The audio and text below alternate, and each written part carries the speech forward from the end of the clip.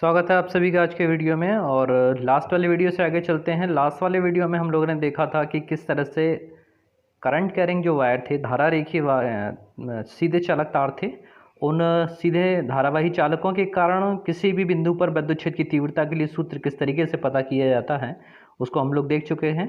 और आज के इस वीडियो में हम लोग देखेंगे कि किस प्रकार से एक सर्कुलर लूप के कारण इलेक्ट्रिक फील्ड, मैग्नेटिक फील्ड किस तरीके से पता किया जाए। तो यहाँ पर जो सर्कुलर मोशन होगा, सर्कुलर मोशन ना कहें तो ये है कि किसी भी एक सर्कुलर वायर में जो करंट कैरिंग है, जो धारा प्रवाहित हो रही है, उसके कारण उसके सेंटर पर यानी केंद्र पर कितना चुंबकीय क्षेत्र उत्पन्न होगा, उसका डेरिवेशन आज हम लोग समझेंगे। और इसकी अक्ष पर कितना होगा, एक्सिस पे कितना होगा, उसके लिए नेक्स्ट वाले वीडियो में देखेंगे। तो आइए स्टार्ट करते हैं कि किसी भी सर्कुलर करंट कैरिंग वायर के कारण उसके सेंटर पर उत्पन्न होने वाला मैग्नेटिक फील्ड या प्रोड्यूस होने वाले मैग्नेटिक फील्ड के बारे में स्टडी करते हैं। आइए स्टार्ट करते हैं। तो सबसे पहले इसमें आप हेडिंग डाल लीजिए, लिख लीजिएगा कि वृत्ताकार धारावाही लूप अथवा कुंडली के केंद्र पर चुंबकीय क्षेत्र की तीव्रता कितनी होगी। उसके लिए हम लोग इसका पता करने जा रहे हैं, चुंबकीय क्षेत्र की तीव्रता का मान। और थोड़ी सी भाषा लैंग्वेज लिखनी होती है तो उसमें सीधे पहले डायग्राम को समझिए, उसके बाद फिर भाषा के लिए इंडिकेट करेंगे। तो जैसे डायग्राम आप देख पा रहे हैं, यहाँ पर एक आर त्रिज्या वाला वृत्त आप सभी को दिखाई दे रहा है, इसकी रेडियस है आर, इसका सेंटर ओ लेके दे रखा है। तो ये पूरा करंट कैरिंग एक धारावाही चालक तार है। और आप जैसे देख पा रहे हैं कि इसके पूरे भाग की लंबाई को छोटे छोटे अल्पांशों में बांट लिया गया है और एक अल्पांश की लंबाई जो है वो डेल्टा एल के बराबर है। बहुत से स्टूडेंट यही कहते हैं कि सर लैंग्वेज लिखने में प्रॉब्लम होती है। तो लैंग्वेज लिखने में आप प्रॉब्लम नहीं आएगी, लेकिन बस रटने की आवश्यकता नहीं होती है। जो भी आप काम डेरिवेशन में कर रहे हैं उस काम को आपको लिखते हुए बताना है, यानी उसको अपने शब्दों में लिखना होता है। तो आप प्रैक्टिस कीजिए, हो जाएगा। जैसे यहाँ पर लिखा कि माना एक चालक तार आर त्रिज्या के वृत्ताकार के रूप में लूप के रूप में मोड़ा गया है। लूप का मतलब एक गोल है, वृत्ताकार है, सर्कुलर है, और उसमें आई एम्पियर की विद्युत धारा प्रवाहित हो रही है। तो ये भी आप भी लिख सकते हैं, कोई ज़्यादा बड़ी बात नहीं है।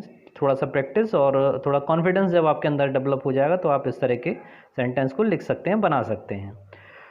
आगे देखेंगे कि इसमें विद्युत धारा प्रवाहित हो रही है। इस वृत्ताकार लूप के केंद्र O पर चुंबकीय क्षेत्र की तीव्रता यानी वेक्टर B का मान ज्ञात करना है। ठीक है, तो उसका सेंटर जैसे मैंने बताया था बिंदु O पर दे रखा है। यहाँ पर इसका मैग्नेटिक फील्ड कितना प्रोड्यूस होगा उसके लिए हम मानेंगे। आगे जो भी प्रोसेस कर रहे हैं उसको लिखते हैं कि माना लूप अनेक छोटे छोटे अवयवों यानी छोटे छोटे भागों से मिलकर बना है और जिसमें से प्रत्येक अवयव की जो लंबाई है वो डेल्टा एल के बराबर है। तो यहाँ पर अब आप बायो सेवर्ट का नियम लगाएंगे और बायो सेवर्ट का नियम आपसे कहता है कि अगर कोई भी अल्पांश या कोई भी अवयव जिसमें विद्युत धारा प्रवाहित हो रही हो तो उसके कारण आपका मैग्नेटिक फील्ड कितना होगा। तो delta B equals to mu naught upon 4 pi और I into delta H sine theta upon R square. यहाँ पर देखिएगा कि प्रत्येक परिधि के प्रत्येक बिंदु पर त्रिज्या जो होती है उसके लंबवत होती है। ठीक है, तो 90 डिग्री का एंगल आपका बनेगा। तो और यहाँ पर साइन थीटा की जगह पर साइन 90 डिग्री आप यहाँ प्लेस करेंगे और साइन 90 का मान क्योंकि 1 के बराबर होता है, sine 90 degree this is equals to 1। तो जब ये वैल्यू लगाएंगे तो वहाँ पर फिर आपको साइन दिखाई देना बंद हो जाएगा। ठीक है ना, साइन का फैक्टर क्या होगा, साइन 90 आपका 1 हो जाएगा। तो उसको लगातार नोट करते रहें। तो साइन 90 आपका 1 होगा और यहाँ पर साइन 90 की जगह आप 1 प्लेस करेंगे तो 1 का मल्टीप्लाई करने में कोई भी चेंज इस पर दिखाई नहीं देगा। इस तरह से यहाँ से डेल्टा बी का मान आपको प्राप्त हुआ। अब डेल्टा बी का जो मान है ये केवल एक अल्पांश के कारण है। अगर हम पूरे सर्कुलर पाथ की बात करें, पूरे धारावाही चालक तार की बात करें तो ये कई सारे छोटे छोटे अवयवों से मिलकर बना है। ठीक है ना, अगर आपको संपूर्ण धारावाही चालक तार के कारण उत्पन्न होने वाले मैग्नेटिक फील्ड का मान पता करना है तो बहुत अच्छा रहेगा कि इन सबको आप उठा के जोड़ लीजिए।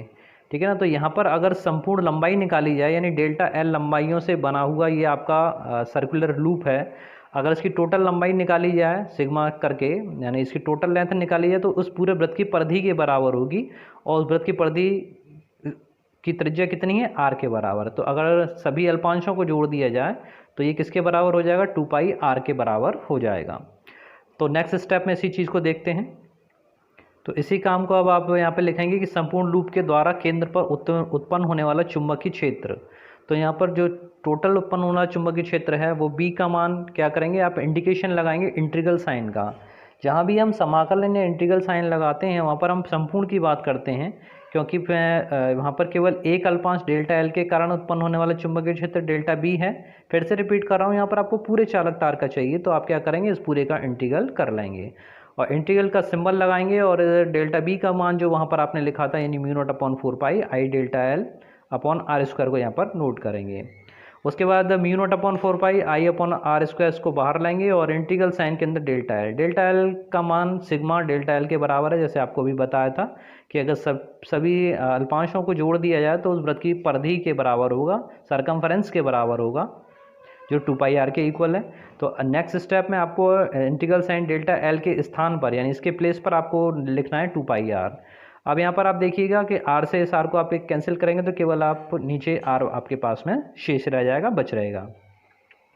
2 पाई से इस 4 पाई को काटने की कोशिश ना कीजिएगा क्योंकि फिर आगे दिक्कत होती है और फिर उस वैल्यू को आपको लिखना पड़ता है। तो मैं अपने सभी स्टूडेंट से यही कहता हूँ कि आप यहाँ पर पूरा वैल्यू 2 पाई आई के कंडीशन में ही रख दिया करिए। तो यहाँ पर आपको मिला B equals to mu naught upon 4 pi 2 pi I upon R. अगर आप रेखीय चालक तार से तुलना करें, समान रेखीय धारावाही चालक तार से तुलना करें तो उसमें सिर्फ अंतर किसका था, उसमें पाई नहीं था, ठीक है ना। तो सीधे चालक तार के कारण जो मैग्नेटिक फील्ड का फॉर्मूला आपके पास में आता है वो आया था B equals to mu naught upon 4 pi और उसमें केवल 2 आई आया था, 2 आई अपॉन आर। यहाँ पर आप ध्यान रखिएगा कि जब भी सर्कुलर की बात करेंगे तो 2 पाई आर से ध्यान रखिए, ठीक है ना। परिधि है, परिधि शामिल होती है तो उसका कॉन्सेप्ट जब आप ध्यान रखें तो बस 2 पाई उसमें और ऐड हो जाएगा, मल्टीप्लाई हो जाएगा और ये आपका सर्कुलर पाथ के लिए डिज़ाइन हो जाएगा। तो इस तरह से ये आपने आज किया संपूर्ण लूप के द्वारा किसी भी उसके केंद्र पर उत्पन्न होने वाले चुंबकीय क्षेत्र का मैग्नीट्यूड या परिमाण की बात। आइए अब बात करते हैं मात्रक की। मात्रक आपका वही होगा न्यूटन पर एम्पियर इंटू मीटर। तो मात्रक और डायमेंशंस बी और इलेक्ट्रिक फील्ड के मोस्टली पूछे जाते रहे हैं तो आप कोशिश कीजिएगा कि सभी के मान पता कर लीजिए। अच्छा, ये मात्रक जिस फॉर्मूले से आता है उसको भी इंडिकेट कर देते हैं। तो ये फॉर्मूला जो होता है F equals to BIL sine theta, यहाँ से आपको ये वाला मात्रक मिलता है। कई सारे मात्रक हो सकते हैं बी के, तो यहाँ से बी का मात्रक जो निकाला गया है वो किसके लिए है कि एफ अपॉन आई एल से निकाला गया है, ठीक है। तो एफ आपका न्यूटन हो जाएगा यानी फोर्स है, आई आपकी धारा है यानी एम्पियर और लेंथ आपकी मीटर है। तो यहाँ से फॉर्मूला आपको मिलेगा, मात्रक आपको जो मिलेगा वो मिलेगा एफ के लिए न्यूटन, आई के लिए एम्पियर और एल के लिए मीटर। तो न्यूटन प्रति एम्पियर इंटू मीटर जो आप यहाँ पर इंडिकेशन में देख पा रहे हैं, ठीक है। ये वाला मात्रक इस तरीके से मिला।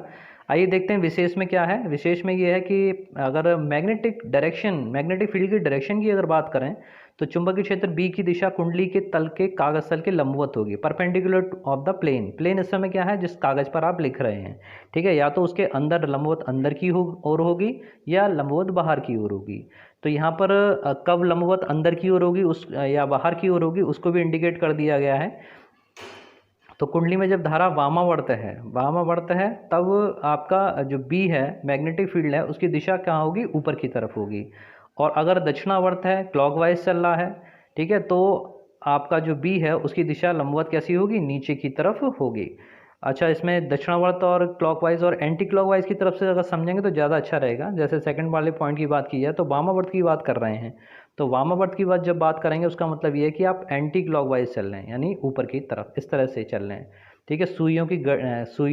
घड़ी की जो सुइयाँ होती हैं उनकी गति की विपरीत दिशा में एंटी क्लॉकवाइज, ठीक है। तो एंटी क्लॉकवाइज, एंटी का मतलब उल्टा चल रहे हैं। एंटी क्लॉकवाइज जब चलेंगे तो मैग्नेटिक फील्ड कहाँ होगा, आपका ऊपर की तरफ होगा, ओके, तो ऊपर की तरफ होगा। इसी तरह से अगर आप क्लॉकवाइज चलेंगे यानी दक्षिणावर्त चलेंगे तो उसमें जो मैग्नेटिक फील्ड की डायरेक्शन होगी वो नीचे की ओर होगी। आइए एक चित्र के माध्यम से और इसको अच्छे से समझते हैं।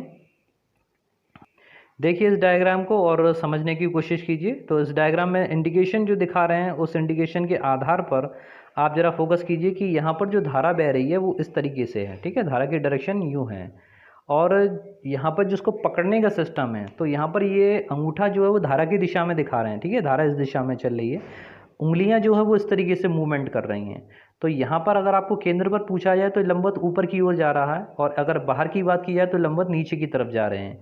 वहीं पर अगर इस पॉइंट पर अगर आप बात करते हैं तो इसमें धारा आपकी अंगूठे की दिशा इस तरफ आई और जो उंगलियां हैं वो आपकी किस डायरेक्शन में हैं, आपकी यू निकल रही हैं, ठीक है। तो ऊपर की तरफ और इस तरफ आएंगी तो ये नीचे की तरफ। तो इस तरह से आपको क्लियर हुआ होगा। एक चित्र और देखते हैं। इस चित्र के माध्यम से भी स्पष्टीकृत किया जा सकता है। जैसे धारा जो है आपके अंगूठा इस तरफ बना हुआ है तो अंगूठे की डायरेक्शन में आपकी धारा है और जो उंगलियों का मूवमेंट है वो कुछ यूं है, ठीक है ना, उंगलियां इस तरह से मुड़ी हुई दिखाई दे रही हैं, तो यहाँ पर यूं जा रही हैं और यहाँ पर कहा जाएगा तो अंदर की तरफ। तो इस तरफ अगर बात की जाए तो लंबवत ऊपर की तरफ है, और अगर अंदर की तरफ बात की जाए तो लंबवत नीचे की तरफ होगी। इसमें क्रॉस का चिन्ह बना दिया, जबकि थोड़ा सा अलग रहता है। दोनों की डायरेक्शंस आपकी डिपेंड करेंगी मैक्सवेल के पेचवर्ती सिद्धांत के आधार पर, तो इसको बहुत अच्छे से समझ लीजिए। ओके, ये था आपका सेंटर के लिए। अगले नेक्स्ट वीडियो में हम लोग बात करेंगे इसके अक्षीय स्थिति के बारे में, ठीक है। तो मिलते हैं नेक्स्ट वीडियो में, बने रहिए मेरे साथ में, तब तक के लिए जय हिंद, जय भारत, धन्यवाद।